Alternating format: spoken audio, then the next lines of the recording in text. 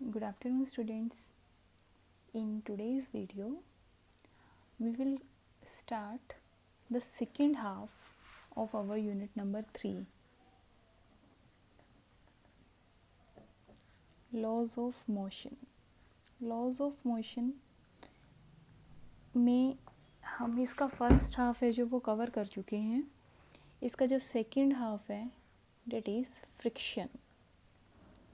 इसको हम अभी स्टार्ट कर रहे हैं.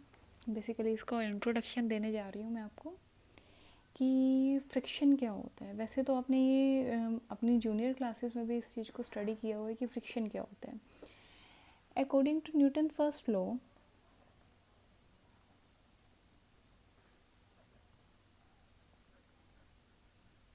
आपने ये चीज़ पढ़ी होगी कि न्यूटन का पहला लॉ क्या कहता है कि a body moving uniformly along a straight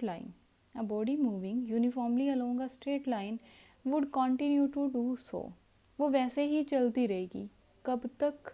until और unless an external force is applied on it. जब तक कि उस पर एक्सटर्नली कोई फोर्स अप्लाई नहीं किया जाता. या फिर अगर कोई बॉडी रुकी हुई है तो वो रुकी ही रहेगी, वो अपने आप से खुद से मोशन में नहीं आएगी. कब तक?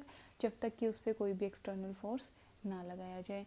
अब आप बात करेंगे कि जैसे कि एक बैट से बॉल को जब किक किया जाता है, या फिर आप फुटबॉल की बात ले लें, उसे आप अपने पैर से किक करते हो, तो किक करने पे क्या होता है, वो कुछ डिस्टेंस कवर करती है और after covering that particular distance वो धीरे धीरे उसकी स्पीड कम होनी शुरू हो जाती है और वो रुक जाती है. तो अब यहाँ कहेंगे यहाँ तो एक्सटर्नली कोई फोर्स अप्लाई नहीं कर रहा, तो न्यूटन के फर्स्ट लॉ के अकॉर्डिंग तो वो मोशन में थी, उसे मोशन में ही रहना चाहिए था, उसे खुद से रुकना नहीं चाहिए था.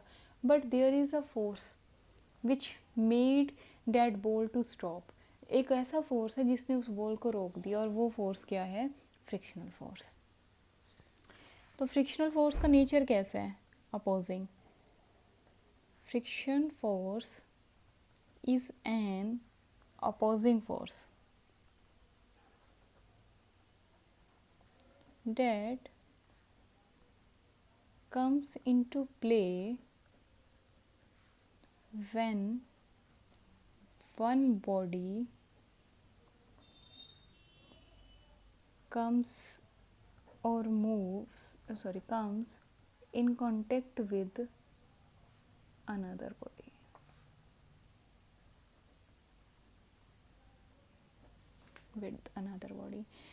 दो सरफेसिस के बीच में होने वाला फोर्स.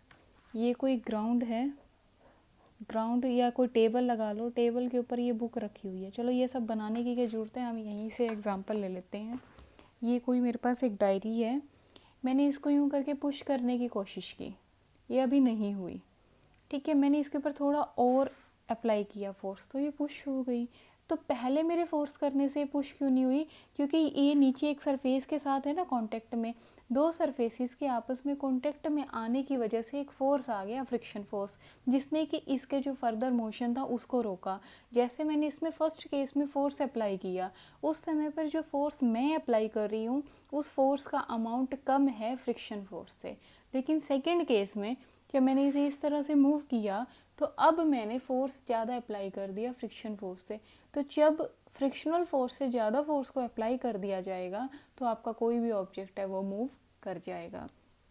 अब अगर बात करें कि एक बहुत बड़ा सा पत्थर है, स्टोन है, वो ग्राउंड पे रखा हुआ है, ठीक है, तो आप उसे सिंपली अपने पैर से हल्का सा किक करने की कोशिश करते हैं तो वो नहीं होता. लेकिन जब आप पूरा ताकत लगा के उसे करने की कोशिश करते हैं तो वो हो जाता है. मतलब कि सेकंड वाले केस में आपने फ्रिक्शनल फोर्स से ज़्यादा फोर्स अप्लाई कर दिया. ऐसे एग्जांपल लेते हैं कि अलमीरा का, एक अलमीरा खाली है, उसे मूव करना बहुत ईजी है. लेकिन अगर उसी अलमीरा को पूरी तरह से भर दिया जाए बुक्स के साथ भर दिया जाए, उसका अब जो ग्राउंड के साथ वो है ना उसका फ्रिक्शनल फोर्स, वो इस केस में ज़्यादा हो जाएगा. तो इस केस में जो अप्लाइड फोर्स है वो भी ज़्यादा की ज़रूरत पड़ेगी. अब इसके बाद देखते हैं कि ऑरिजिन क्या है फ्रिक्शन का.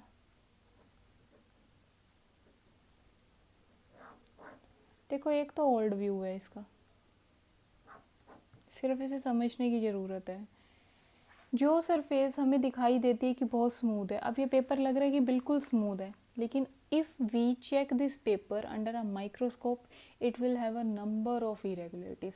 इसके अंदर भी बहुत ज़्यादा irregularities होंगी जो कि हमें नेकेड आई से नहीं दिखाई देती, उसके लिए हमें एक माइक्रोस्कोप की ज़रूरत पड़ती है. तो सपोज़ करते हैं ये कोई चीज़ है, इसके अंदर कुछ इस तरह से irregularities हैं जो कि हमें दिखाई नहीं पड़ रही हैं. और इसके ऊपर फर्दर अब हमने जैसे इसके ऊपर ये रख दिया था तो इसके अंदर भी ये भी बिल्कुल स्मूथ नज़र आ रहा है, लेकिन एक्चुअली ये है नहीं है स्मूथ, इसके अंदर भी बहुत सारी इरेगुलरिटीज़ हैं. तो सपोज करें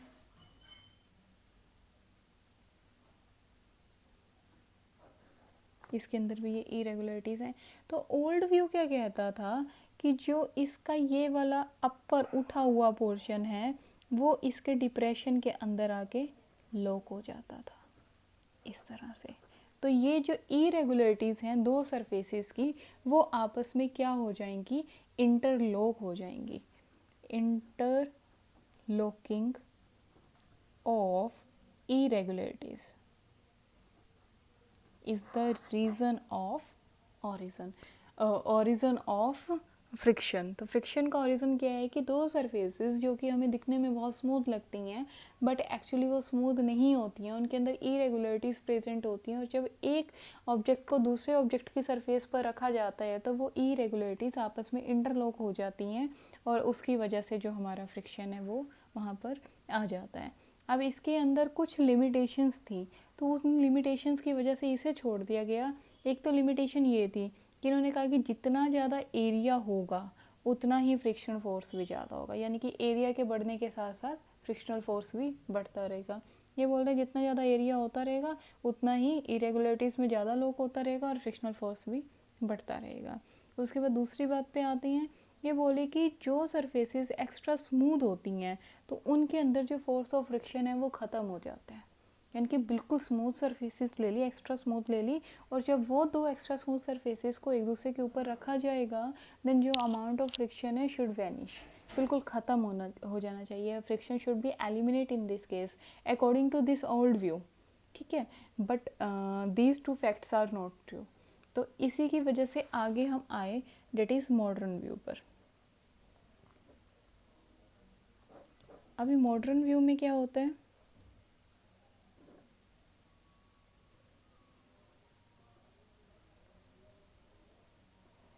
इस तरह से है कोई सरफेस जिसके अंदर इरेगुलरिटी है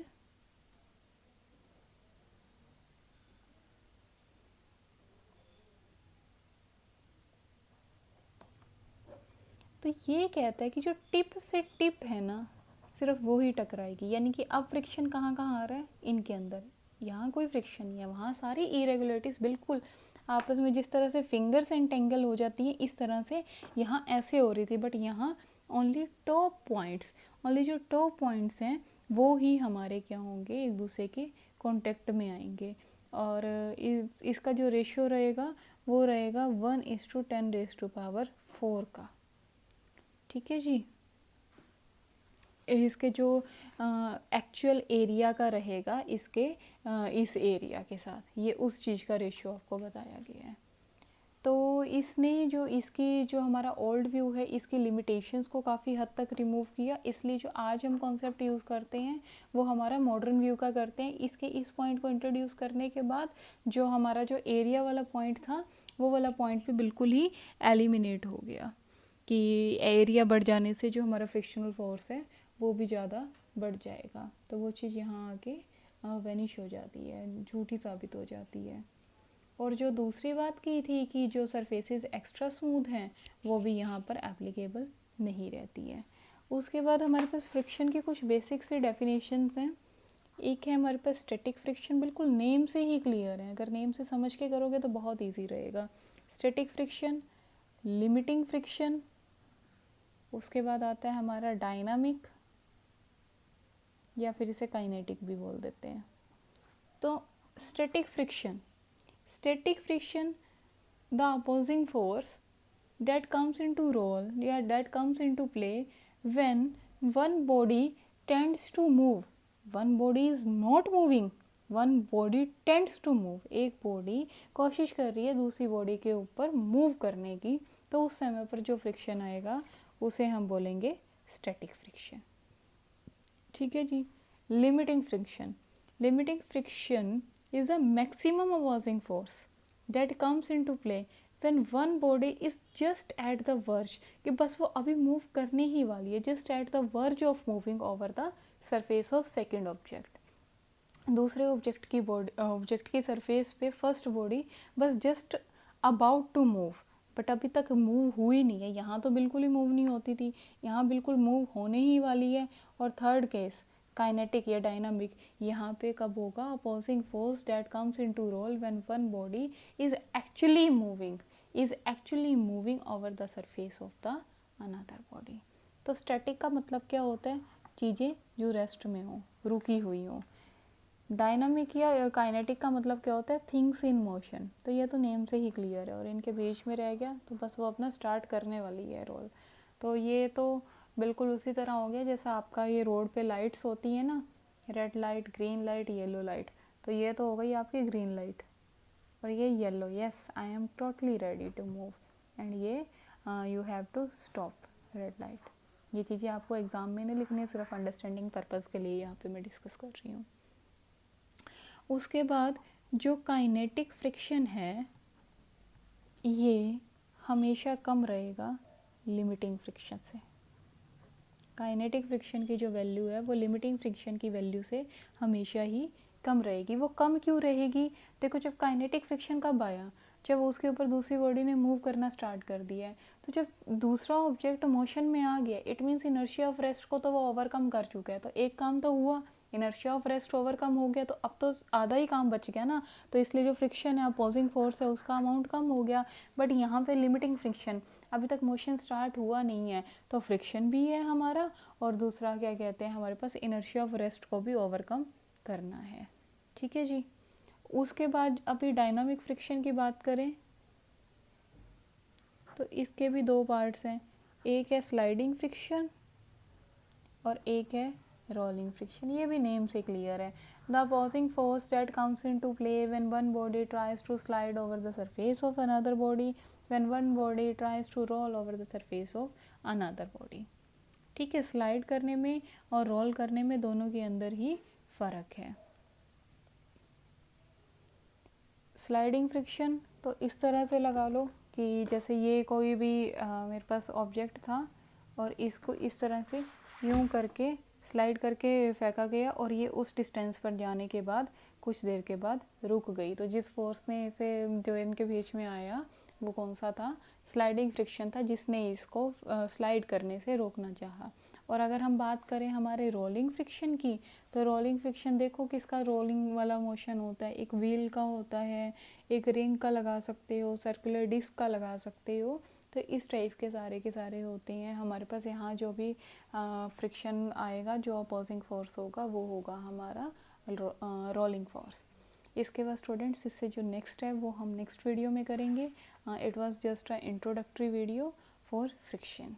थैंक यू स्टूडेंट्स।